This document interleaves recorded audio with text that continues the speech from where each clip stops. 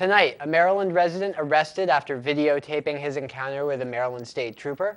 Also, police pull over a man bringing his wife on the way to the hospital when he believed her to be having a stroke. We'll also be discussing the fact that apparently American Idol wants to sue some other idol competition in the state of New Hampshire. That, plus a whole lot more, coming up tonight on Free Minds TV.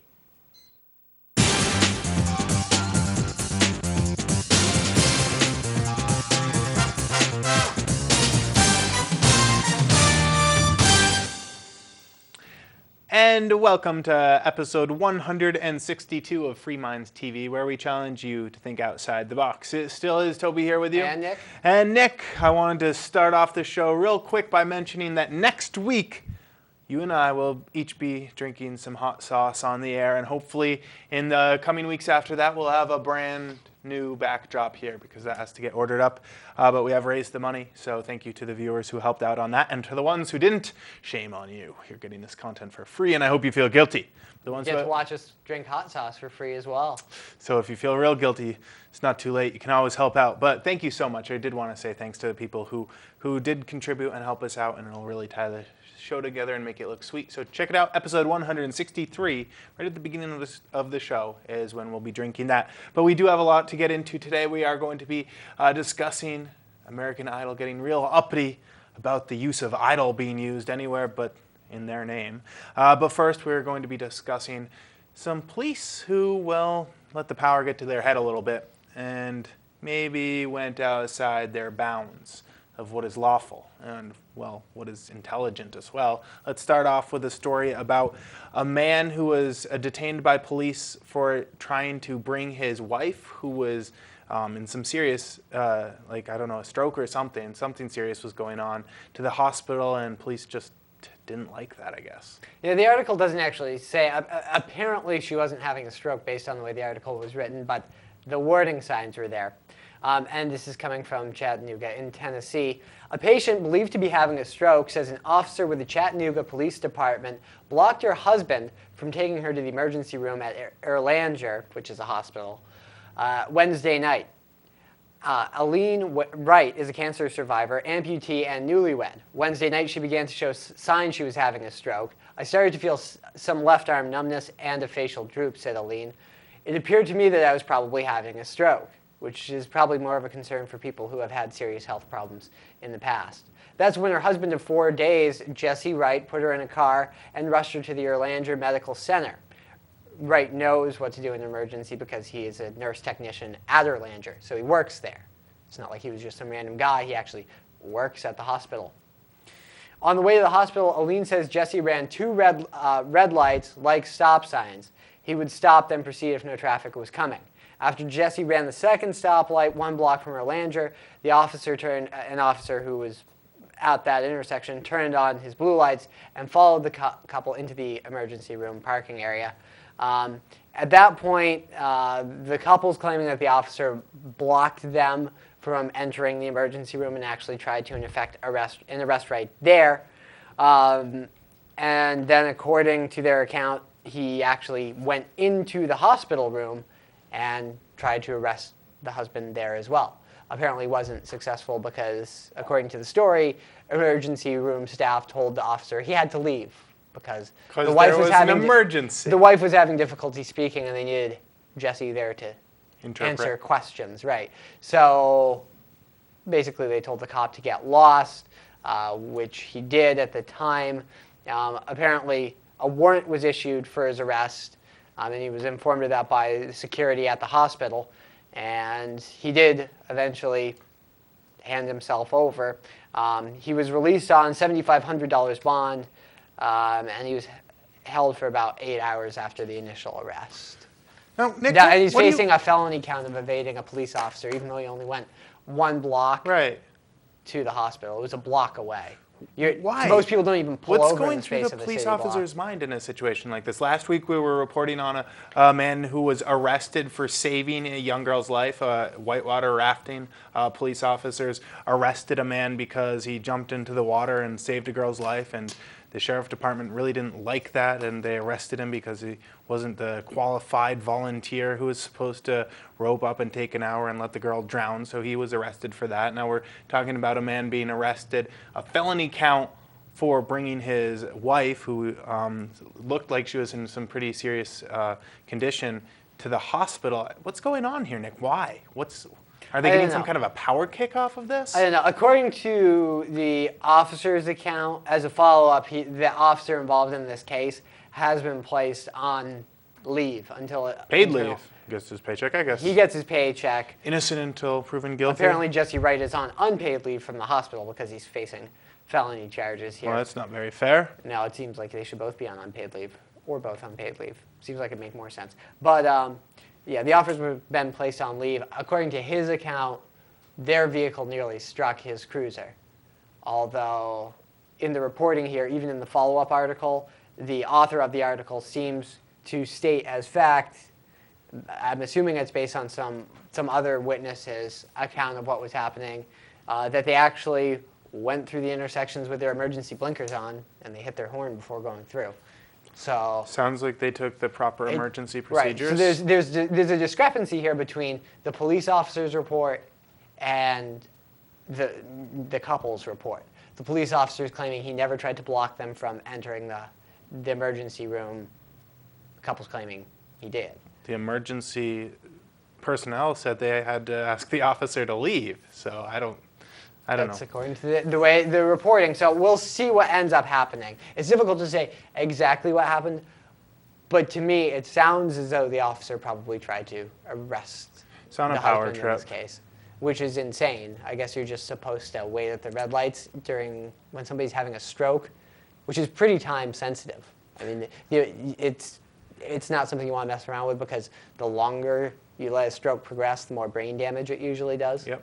Hey, so there's a medical need. I guess this is why you can't just give anyone a badge and a gun, Nick. And some people just can't handle that much power, and they can't. Well, I think part of the problem is some people get into that line of work because it allows them to wield a badge and a gun. And I think that's one of the reasons when you run into these stories about cops who do seem to be on a power trip, even when it's to the detriment of public safety. I think quite often it's because there are a certain subset, not everybody who becomes a police officer, but there are a certain subset of people who get into that line of work, I think because it allows them to basically do what they want with a fair degree of impunity. They're not completely above the law, but there isn't a profession that could be much better for you if you like to be able to restrain people or shoot people with legal impunity. Well, the police force is probably the best place to go. There aren't too many other careers where you can do that with a relative degree of safety outside of government work. Well, Nick, I don't think that you should be able to do that in government work either. It seems like police should not have that much power. Their power should be much more limited so that they can't do things like this. I mean, stories like this are popping up every single day, Nick. I mean, we could do an episode. Is it really? I mean, it's limited. It's sort of limited, but stories like this are popping up every single day. We could do a nightly show like this with all sorts of these stories if we had time to do so, because the stories are definitely out there. They come across my desk every single day, and we just hand choose some of them every now to highlight things.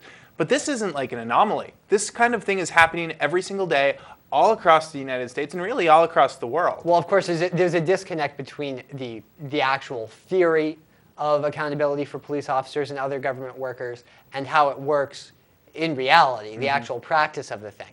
Because, of course, police officers, they work for the state, for the criminal justice system, and so do the courts. So essentially, there's not a whole lot of a counterbalance there.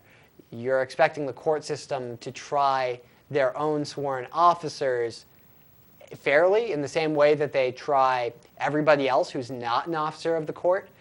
It might work in theory on paper that that's an effective check, but it's really not. I mean, as we've seen, and we've been doing this show for years now, and there are hundreds of stories out there, and obviously we don't have time to report on all of them, but it's really not an effective check. And sure, in some places they have internal affairs departments.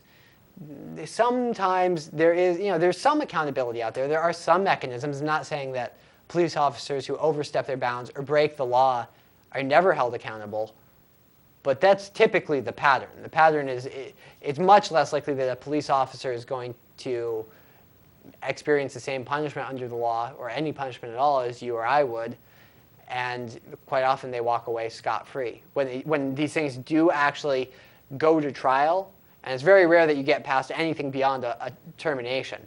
It's rare. Sometimes officers will be placed on paid leave, more rarely unpaid leave, and then once in a while they'll get fired. It's very rare that you'll see a police officer commit a crime with very little question about the fact that it is in fact a crime, and they don't ever even face an indictment. And when they do face an indictment, usually they don't, and they're found guilty, which is even rarer still, it's almost never the case that they face the same kind of penalties that you or I would for the same kind of an offense. Well, that's the America we live in, Nick. In the next half of the show, we are going to be getting into another story about videotaping the police. A biker who videotaped a cop pull a gun on him was arrested for that, and we're going to be getting into, well, why is it that police don't want to be videotaped? We'll be discussing that. We've discussed it before, but we'll be getting into that. But first, we haven't done the Downsizer Dispatch in a while, and I thought that was important to at least bring it back for this week. So we will be getting into more talk about officers and videotaping the police, but first let's get into the Downsizer Dispatch. Well, this week's Downsizer Dispatch has to do with the oil spill. Still in the news, unfortunately, still going on, and I'm not sure that anybody's going to be able to stop it, at least not anytime soon. I haven't seen anything that's given me a whole lot of faith that that's going to come to an end.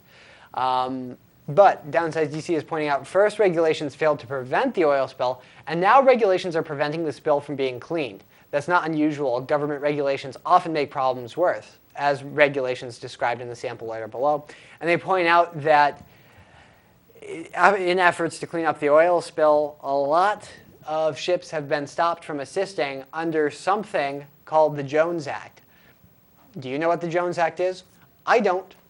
Apparently it's a set of regulations that can keep ships from participating in an oil cleanup, at least in some application. I don't know what it actually says. In fact, I have no idea what most federal regulations say because there are many tens of thousands of them on the books. Over 20,000 regulations pertaining to firearms alone. I know quite a few more of those than the average person, and I don't know even a small percentage of the firearms regulations on the books at the federal level, not to mention all these other regulations, which apparently can stop ships from assisting in cleanup. The Obama administration forced Louisiana to stop 16 barges that were sucking up oily water as part of the Jones Act, and I guess they linked to an article here to confirm that. It also points out that foreign crews on foreign vessels are blocked from assisting with this cleanup, which is, of course, a matter for international concern because the current's carrying that oil all over the place, and it's going to affect perhaps not just the Gulf, but a good chunk of the Atlantic as well. And there are a lot of other countries that have coastline on the Atlantic. It's not just the United States. So if you think that there are too many federal regulations out there that tend to get in the way, often can complicate cleanup and assistance in times of emergency, then please go to downsizedc.org and send a message to your elected officials in Washington. Let them know that's how you feel. Again, that's downsizedc.org. Seems ridiculous, doesn't it, Nick? I mean, you want to clean up some oil and you need to have some kind of permit for it. I don't know if it's a permit or if they just bar certain ships. I know that if you want to go scrub oil off the ducklings or whatever, or the pelicans out there, you need to pay like $500 and get your little badge for it. It's like, why can't someone just go and scrub off a duck that's covered in oil? It's going to die anyways. I got to pay $500 to the federal government first? Seems a little ridiculous to me. I mean, the duck's going to, what are you going to do, hurt the duck? He's covered in oil. He's got a few minutes to live, probably. I don't know. I don't know. I don't have too much confidence. It's just, this is what your government is, people. I mean, this is what you pay them. Yeah, it's sort of huge amounts of your income for to create regulations. Seems like the Gulf like Coast this. always gets the worst of it when there's a disaster, doesn't it? It seems like, I mean, first Katrina, now this. And it's not like you can blame the government. I think it's kind of reaching to try to blame the government for the spill in the first place. I don't know. We stuff had that discussion before about I think it's really what they've BP. created with corporations and giving corporations immunity whenever something they've goes also wrong. limited, I think, isn't there a $75 billion cap on what BP can pay out by They've federal got law? some kind of limits on So there. federal law actually prohibits BP from paying out too much in restitution. I mean, I think if it wasn't for the government creating these policies in the first place, creating corporations and giving them impunity, I mean, I don't think that essentially. I don't Yeah. think that certain risks would have been taken, so I think the argument can be made that the government is partially responsible for this. I don't think the government's I don't think you can place too much blame directly on the government, but they're certainly not going to do the most effective job. Well, you can definitely place some blame on them not allowing or putting barriers in the way of people, Good Samaritans, wanting to help out with the oil spill. And you that's can definitely where point fingers That's to where that. we're at now. I mean, the oil spill has happened. Yeah. There will be plenty of time to debate what led up to that, but the oil spill has happened. The oil's gushing out into the ocean. It doesn't seem like they're going to be able to stop that anytime soon.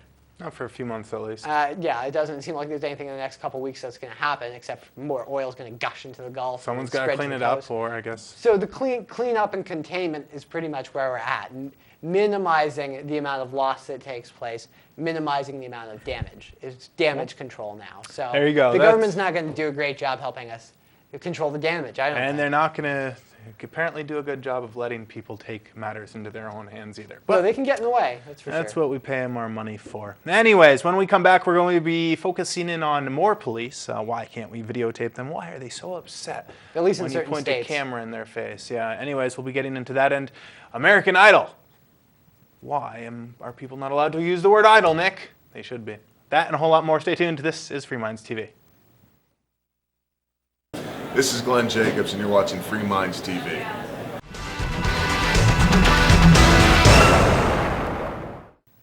And welcome back to Free Minds TV. It still is Toby here with you. And Nick. All right, we'd like to invite the viewers to log on to our website, freemindsmedia.com, or org is the address.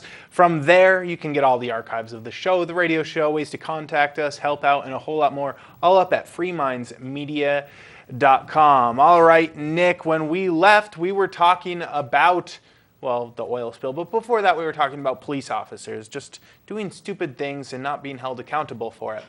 And I wanted to get into an article that you've got about a man who tried to make a police officer accountable, just one man, and it gets into a bigger subject of whether we can videotape the police. But it all started off with one man riding his motorcycle, videotaping it, going a little too fast, and an undercover cop deciding to pull him over, and didn't really like the man making a video of that. Well, he didn't know the guy was making a video at the time. It was actually a helmet cam. The police seemed to find out later after the video was posted to YouTube. In early March, Anthony Graber, a 25-year-old staff sergeant for the Maryland Air National Guard, was riding his 2-year-old Honda motorcycle down Interstate 95, not far from his home north of Baltimore. On top of his helmet was a camera he often used to record his journeys. The camera was rolling when an unmarked gray sedan cut him off as he stopped behind several other cars along exit 80. From the driver's side emerged a man in a gray pullover and jeans. The man who was wielding a gun, which means it was in his hands and out, repeatedly yelled at Graber, ordering him to get off his bike. Only then did Maryland State Trooper Joseph D. Euler identify himself as state police and holster his weapon. All right, Nick. What reason there was to draw a weapon when there was no threat present? Can we stop right there? And actually, I know we want to get into more of this article, but I did want to show that video real quick so people can see what we're talking about. I'm amazed that someone else didn't pull a gun and shoot this man because it looked like he was just trying to rob the motorcycle or something. I mean, but let's let people see for themselves. Let's take a look at the video.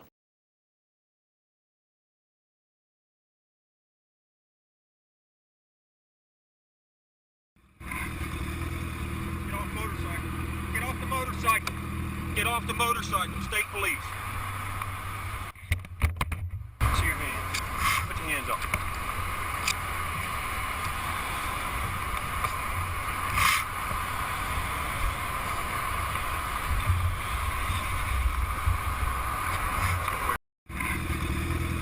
Get off the motorcycle. Get off the motorcycle. Get off the motorcycle. Get off the motorcycle. So, I mean, that's just a man jumping out of his car and pulling a gun on you. Later, after the fact, identifying himself as an officer. I mean... Well, the police ought to be careful about that. Right, because someone else with a gun might decide, oh, that guy's getting robbed, and shoot the guy. Justifiably so. In most states, I know here in the state of New Hampshire, I've done some of the reading on what is considered a justifiable use of deadly force. And there's not much of a difference, really, in law. The only difference between what a police officer in the state can do and what a private citizen can do is that a private citizen, there's some obligation in the law, as it's currently written, for a private citizen to retreat unless they're within their own home. But if somebody pulls a knife on you and they're 30 feet away and you draw a gun, as a private citizen, you have some duty to try to get away. You're not supposed to stand your ground if they start walking towards you.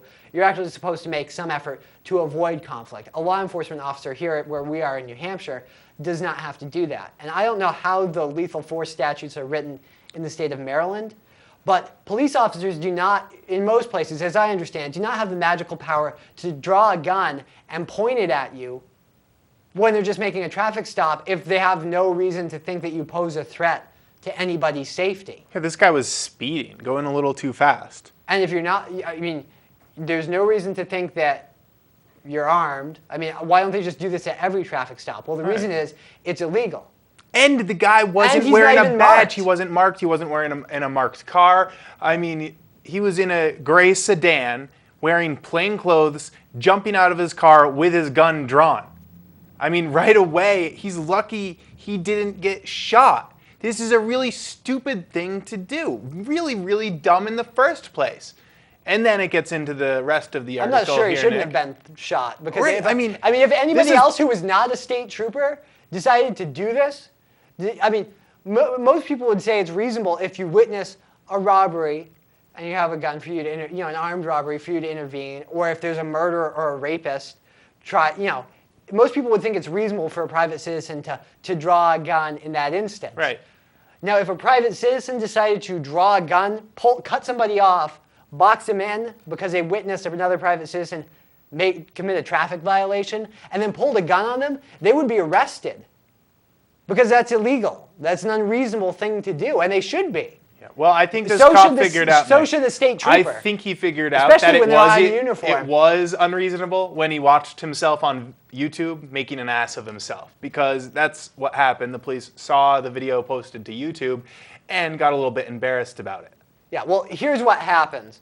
When you videotape a police officer doing something like this, if you post the video to YouTube and you live in a state like Maryland or New Hampshire, because our wiretapping laws are apparently very similar, you go to prison if the police decide to pursue a case against you, because it's actually illegal under Maryland state law and under New Hampshire state law. It sounds very similar here.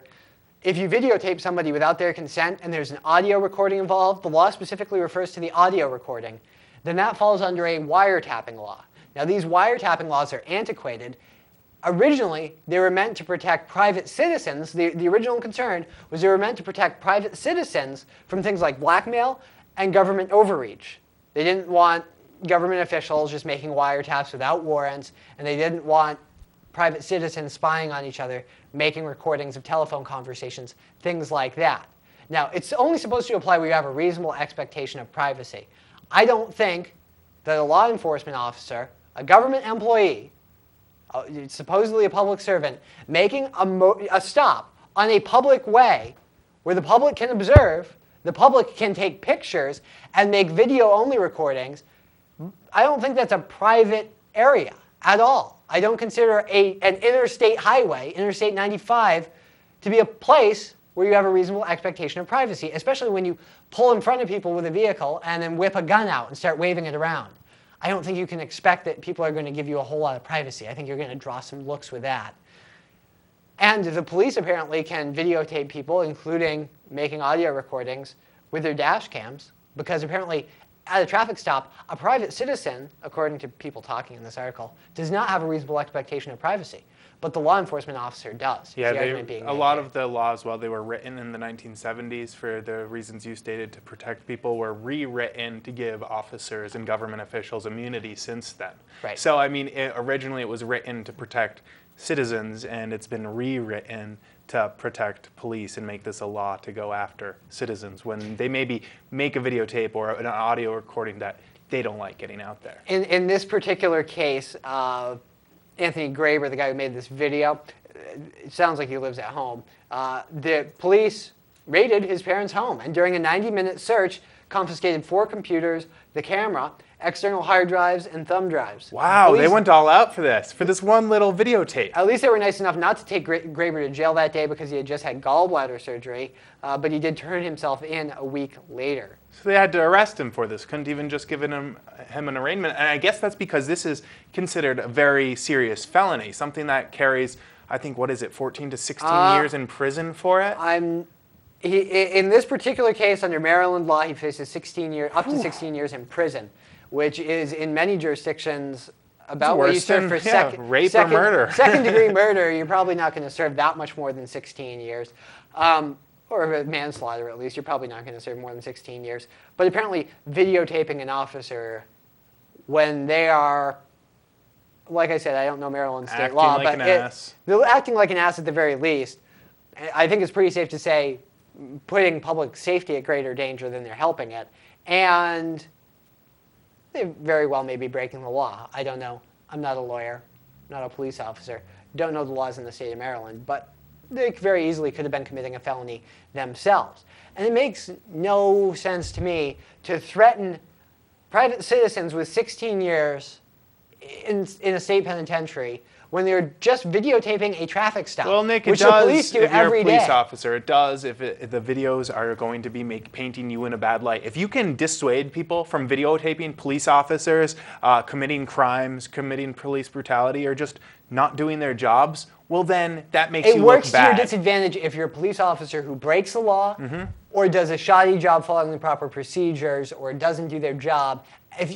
If you're looking bad on film, if it looks like you're doing a bad job or breaking the law, it's probably because you are. So if Yeah. you're one of the police officers out there Who supports this? well, if you're one of the police And I've heard officers- you testify on these bills when bills have come up to try to change this. Quite often Yeah, I it's know who you are, police officers out there on our tax dollars going out there testifying. Quite often You don't it's the want to get chiefs. videotaped. You're an embarrassment. Quite often it's the Chiefs I hope you cry at Association. night. Anyways, Nick, we've But there are a got lot of officers who don't agree Well, with they this. should be embarrassed No, because... but there are a lot who don't agree with this. Oh, good. There are a Well, lot they of should officers pat yourself on the back, and all you scumbags out there, and go stick your head in a toilet or something. You're always so It's a much better less nice spot. to the people who disagree with us.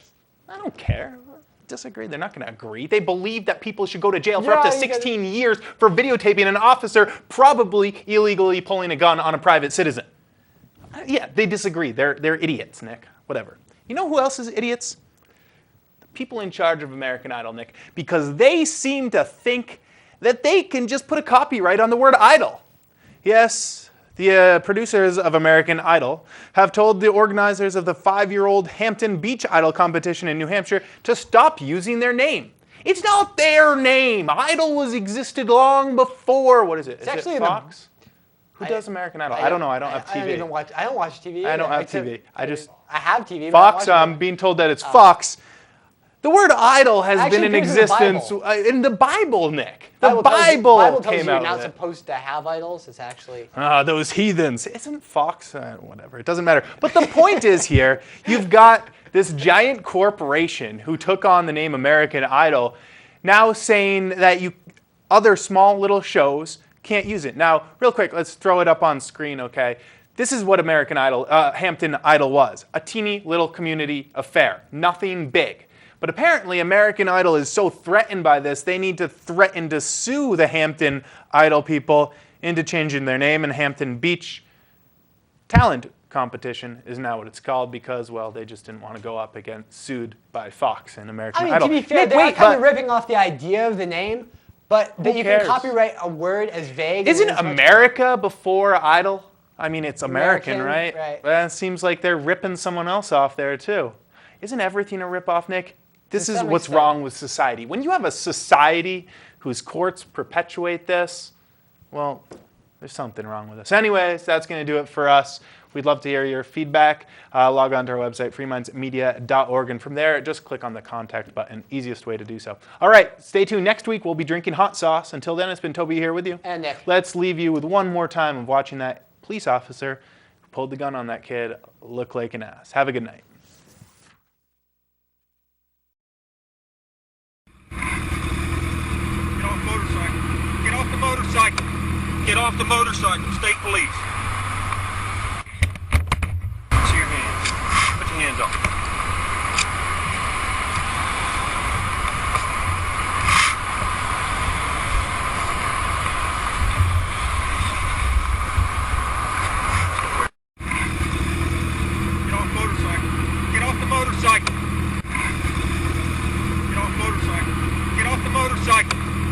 Minds TV is brought to you by FreeKeen.com. FreeKeen.com features audio, video, and blogs chronicling the transition to a voluntary society. FreeKeen.com also has comments and discussion forums so you can be heard. FreeKeen.com.